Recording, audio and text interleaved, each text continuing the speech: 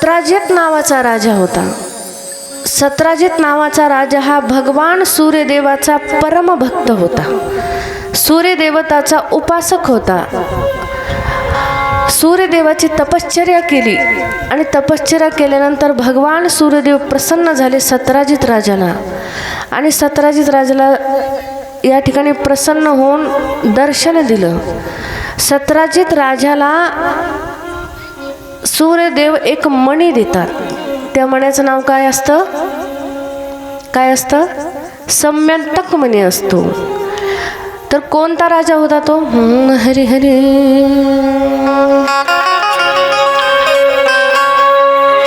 भगवान सूर्यदेवतेचा परमभक्त होता.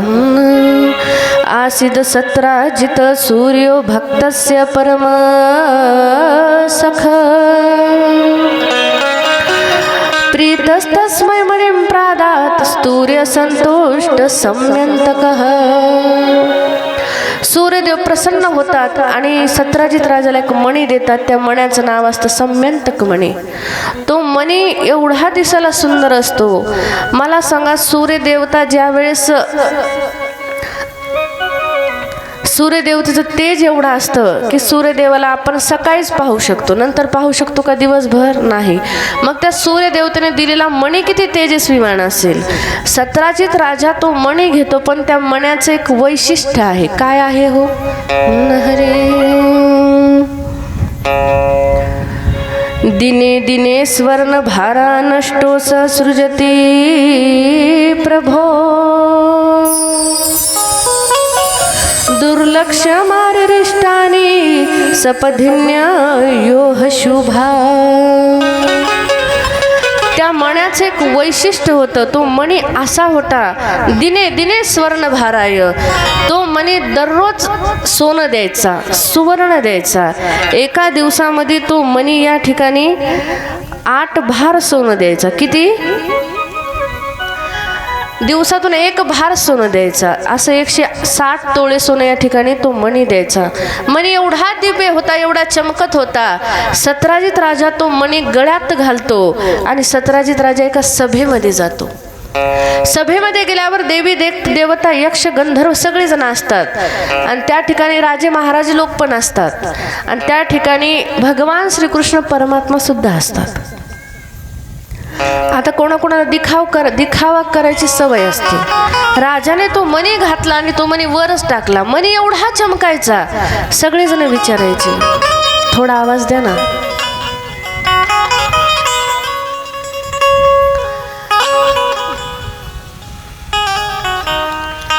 तो मणी एवढा चमकायचा, सगळेजण विचारायचे, राजा हा मणी कुठून आणला?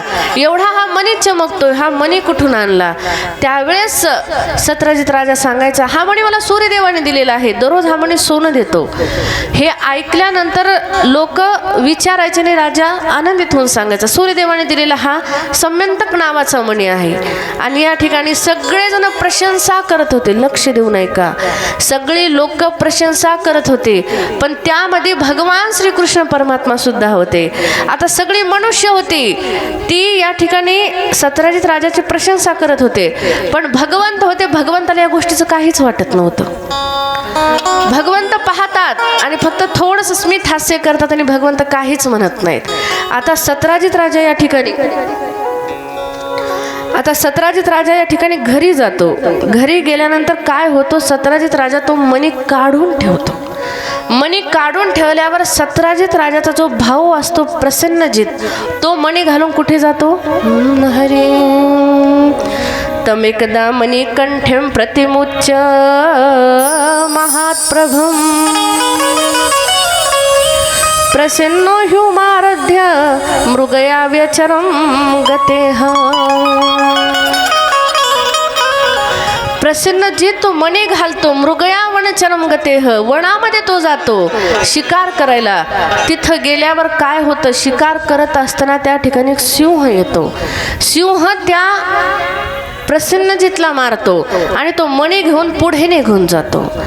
आणि थोड्या वेळानंतर त्या सिंहाला सुद्धा एक रीछ येतो. रीछ आणि भालू, ऋष्यमुख असतो तो मारतो आणि तो मणी घेऊन तो निघून जातो. आता इकडे दररोज सत्राजित राजाला लोक विचारायची दररोजच्या सारखी, राजा तुमचा मणी काय झाला? सत्राजित राजा सांगायचा, कालपर्यंत मणी होता, आता मणी चोरीला गेला. काय सांगायचा राजा? मणी कोणतरी चोरून नेला. त्यावेळेस आता लोक म्हणतात ना की आगीत तेल होताला लोक एक नंबर असतात. आता लगेच लावून दिलं राजाला की राजा काल लक्ष कर, काल सभेमध्ये कोणी आलं होतं का जे तुझी स्तुती केलं नाही, तुला पाहून हसला? असं म्हणल्याबरोबर सत्राजित राजा डोक्यात लगेच क्लिक होतं, नाही काल भगवान श्रीकृष्ण परमात्मा आलते, परंतु भगवंताने कृष्णाने मला पाहिलं पण स्तुती नाही केली, प्रशंसा नाही केली. लोक म्हणतात हा मी तुम्हाला तेच सांगतोय. मग काय, तुमचा मणी जर कोणी चोरून नेला तर तो द्वारिकाधीश कृष्ण आहे. सत्राजित राजा म्हणतो कस काय? त्यावेळेस प्रजेची लोक सांगतात, तुम ब्रज में गोकुल में किसी से भी जाके पूछो कि नंदराय का छोरा चोर है कि नहीं, सब कहेंगे हाँ, सबसे बड़ा तो चोर तो वही है. तुम्ही गोकुळात कोणालाही जाऊन विचारा की सगळ्यात मोठा चोर कोण आहे, आमच्यातलं कोणी काही चोरलं का, सगळ्यात पहिल्यांदा नाव कृष्ण सगळ्याच्या तोंडावर येईल. कारण सगळ्यात मोठा जर चोर कोण असेल तर कृष्ण आहे. ही गोष्ट सत्राजित राजाला खरी वाटते. आणि सत्राजित राजा, आता कोणी विचारलं का नाही मणी कहाँ गया, कृष्ण ने चुरा लिया, मणी कहाँ गया, द्वारिकाधीश ने चुरा लिया. ही गोष्ट कळत कळत कळत कळत भगवंताकडे जाते. भगवंत म्हणतात, जब छोटा था माखन चोरी करता था तो पूरे गोकुल में मेरा नाम हुआ करता था कि ये चोर है. अब बिना चोरी करके एवढा मोठा इल्जाम लावला, एवढा मोठा या ठिकाणी सगळ्यांनी सांगितलं की हा चोर आहे, आता मला हा कलंक पुसावा लागेल. भगवंत काही सैनिक घेतात 5-6 आणि ही सैनिक घेऊन भगवंत वनामध्ये जातात. कुठे? ज्या ठिकाणी प्रसन्नजितला मारलं होतं. भगवंत पाहता तर प्रसन्नजितचा घोडा सुद्धा तिथंच असतो आणि प्रसन्नजित मेलेल्या अवस्थेत असतो. भगवंत पाहतात तर त्या ठिकाणी काही पाऊलाची निशाणं दिसतात. ती पाऊलं सिंहाची असतात. भगवंत पाहतात, ते पाहत त्याच्या मागे जातात तर त्याच्या पुढे सिंह पडलेला दिसतो. पुन्हा पाऊलाचे ठसे दिसतात आणि पाऊलाचे ठसे पाहत भगवंत पुढे जातात तर एक भालू, एका रीछचे ठसे दिसतात पायाचे. आणि ते ज्या ठिकाणी संपतात तिथे गुफा असते, गुफा. आणि भगवंत थोडंसं गुफेच्या मध्ये जातात. त्या ठिकाणी मध्ये गेल्यानंतर तिथे एक मुलगी असते, कन्या. ती सम्यंतक नावाचा मणी खेळत असते. मणी एवढा चमकत असतो, त्याचा प्रकाश गुफेच्या बाहेर पडत असतो. भगवंत विचार करतात मणी जर असेल तर मध्येच असेल. भगवंत मध्ये जातात, पाहतात तर खरंच मणी असतो. आणि आता भगवंत विचारणार, एवढ्यात तो रीछ येतो. तो रीछ दुसरा तिसरा कोणी नसून जामवंत जी असतात. जामवंत जे विचारतात, कोण आहात तुम्ही? भगवान श्रीकृष्ण परमात्मा म्हणतात, मी यदुनाथ आहे. आणि त्यावेळेस जामवंतजी म्हणतात, काय हवं? काय नाही, ती मुलगीची ती कन्याची सौम्यंतक मणी खेळते, तो मणी मला हवाय. जामवंतजी म्हणतात, तो मणी माझ्या मुलीला खूप आवडलाय. भगवंत म्हणतात, वो खेळणे की चीज नाही. भगवंत सांगतात ती खेळायची वस्तू नाही, ती सूर्यदेवाने दिलेला एक सम्यंतक नावाचा मणी आहे, तो सत्राजित राजाचा आहे, तो मणी मला हवाय. पण या ठिकाणी जांबवंतजी सांगतात, तुम्हाला जर मणी जर हवा असेल तर तुम्हाला माझ्यासोबत युद्ध करावं लागेल. भगवंत म्हणतात ठीक आहे. आणि त्याच वेळेस दोघांचं द्वंद्व युद्ध सुन्मुख विनर्जित, दोघांचं मुष्टियुद्ध सुरू होतं. भगवंत असतात आणि तिकडून जांबवंत जे असतात.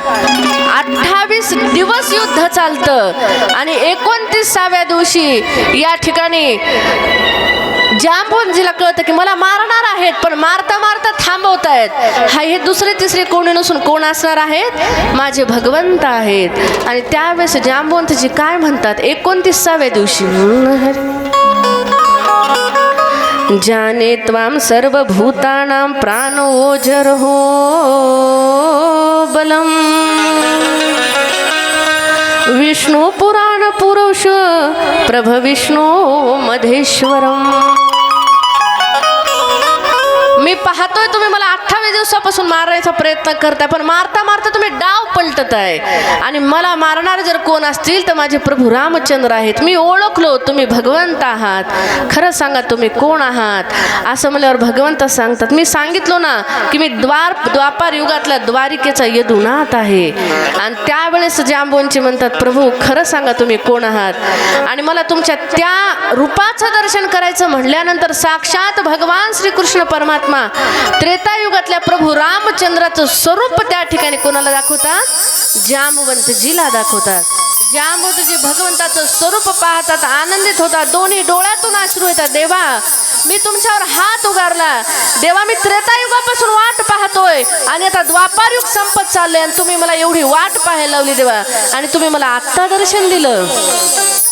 भगवान श्रीकृष्ण या ठिकाणी जांबवंतजी प्रभू रामचंद्राला प्रणाम करतात आणि त्यावेळेस प्रभू रामचंद्र पुन्हा भगवान श्रीकृष्ण परमात्म्याच्या रूपात येतात. पितांबरधारी अंगावर शेला, गळ्यामध्ये कंठी कौस्तुभ, डोक्यावर हिरे जडित मुकुट, त्यावर निळ्या कलरचा मोरपीस. आणि त्यावेळेस जांबवंती भगवंताला म्हणतात, देवा हा घ्या सम्यंतक मणी. पण जांबवंती म्हणतात, देवा मी तुम्हाला एवढं मारलं, तुम्ही मला माफ केलं का नाही. भगवंत म्हणतात, केलं ना. आणि त्यावेळेस जांबवंती सांगतात, देवा माफ केलं कसं समजायचं. भगवंत म्हणतात, काय करू मग, तुम्ही काय करा, माझी मुलगी आहे जांबवंती, तिच्यासोबत काय करा तुम्ही, विवाह करा. भगवंत म्हणतात, कालच एक विवाह करून आलो रुक्मिणी मातेसोबत, परत दुसरा करू का. आणि त्यावेळेस जांबवंती सांगतात, देवा तुम्ही काय त्रेतायुगातले प्रभू रामचंद्र नाही, तुम्ही भगवान श्रीकृष्ण परमात्मा, द्वापार युगात करा पुन्हा विवाह. आणि दुसरा भगवंताचा विवाह हा जांबवंताची कन्या असते जांबवंती माता, तिच्यासोबत भगवंताचा दुसरा विवाह होतो. बोलिये भक्तवत्सल भगवान.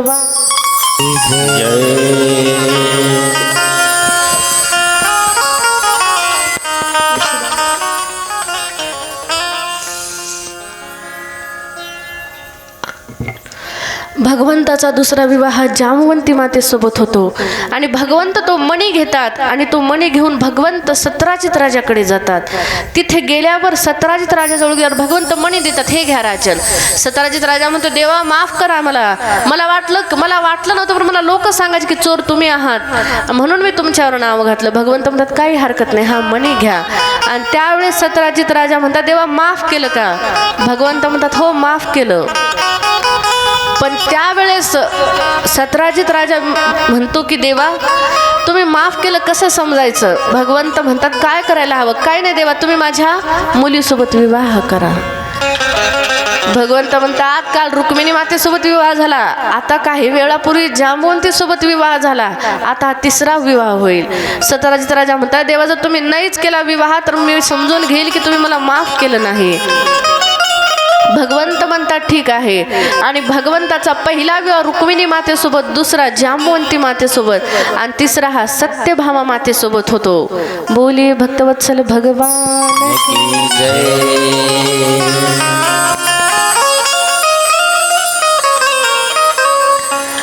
भगवंताचे हे 3 झाले, परंतु भगवंताच्या 8 पट्ट राण्या आहेत. किती बोलत चला, वेळ खूप कमी आहे आपल्याला. किती 8 पट्ट राण्या.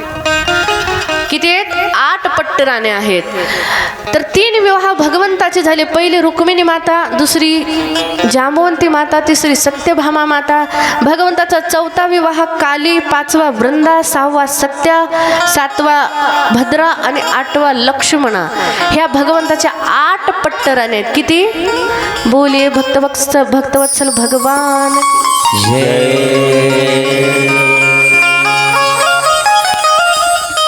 भगवंताचे 8 विवाह झाले. 16,108 8 भगवंताच्या पट्ट राण्या आहेत. आता विवाह किती राहिले हो, आता 16,100. तर या ठिकाणी एक भौमासुर नावाचा दैत्य असतो. भौमासुर नावाच्या दैत्याने 16,100 राजकुमारांना बंदी केलेलं असतं आणि त्याचा संकल्प असतो की मी 1,00,000 राजकुमारी सोबत एकदाच विवाह करेल. पण त्यांनी त्याच्या कारागृहात 16,100 राजकुमारी आणून ठेवल्या होत्या, बंदिस्त ठेवल्या होत्या. त्या राजकुमारी भगवंताला आवाज देतात की हे देवा, आम्हाला या भौमासुरापासून वाचव. कित्येक वर्ष झाली आम्हाला माहित नाही, याने यांच्याकडे आम्हाला ठेवून घेतलेलं आहे, याने बंदिस्त केलेलं आहे आम्हाला. भगवंताला भक्ताची हाक ऐकू तरी भगवंत नारद महर्षीला पाठवतात. जा नारद महर्षी, भौमासुरला जाऊन सांगा की जेवढा तू 16,100 राजकुमारींना पकडून ठेवलं त्यांना सोडून टाक. भौमासुर हा कंसाचा मित्र असतो. नारद महर्षी येतात, भगवंताने तुम्हाला राजकुमारींना सोडायला सांगितलंय. भौमासुर सांगतो, सांग तुझ्या त्या देवाला जाऊन, मी काय कंस नाही, मी भौमासुर आहे. नारद महर्षी म्हणतात ते वेळ आल्यावर कळेल. आणि नारद महर्षी भगवंताला जाऊन सांगतात की देवा, भौमासुर ऐकत नाही, तो म्हणतो युद्ध करा. भगवंत म्हणतात ठीक आहे.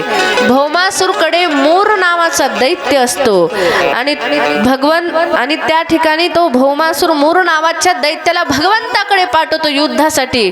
भगवंताचं आणि मूर दैत्याचं युद्ध होतं आणि भगवंत त्या मूर दैत्याला मारतात, मारून टाकतात. त्या दिवसापासून भगवंताचं नाव मुरारी पडलेलं आहे. बोलिये भक्तवत्सल भगवान की जय.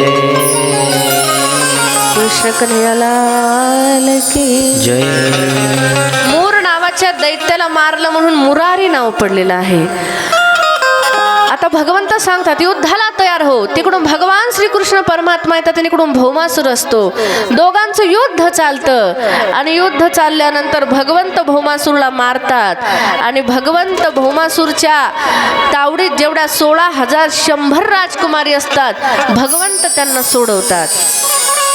आता राजकुमारी बोलतायत, देवा तुम्ही आमचा स्वीकार करा. भगवंत म्हणतात तुम्ही आपापल्या घरी परत जाता. त्या सांगतात देवा, कित्येक वर्ष झाली आम्हाला सुद्धा माहित नाही, या भौमासुरने आम्हाला बंदिस्त केलं होतं. तुम्ही स्वीकारा, नाही तर आम्ही आमचा जीव देऊ, आमचा प्राण त्याग करू.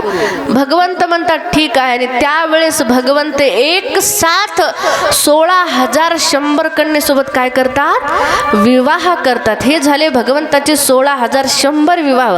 आणि 8 पट्टराण्या, रुक्मिणी माता, जांबवंती माता, सत्यभामा माता, काली माता, वृंदा माता, सत्या माता, भद्रा माता आणि लक्ष्मणा माता, ह्या भगवंताच्या 8 पट्टराण्या झाल्या. ते 16,100 आणि हे 8, 16,108 भगवंताचे काय झालेले आहेत, विवाह झालेले. बोलिये भक्तवत्सल भगवान.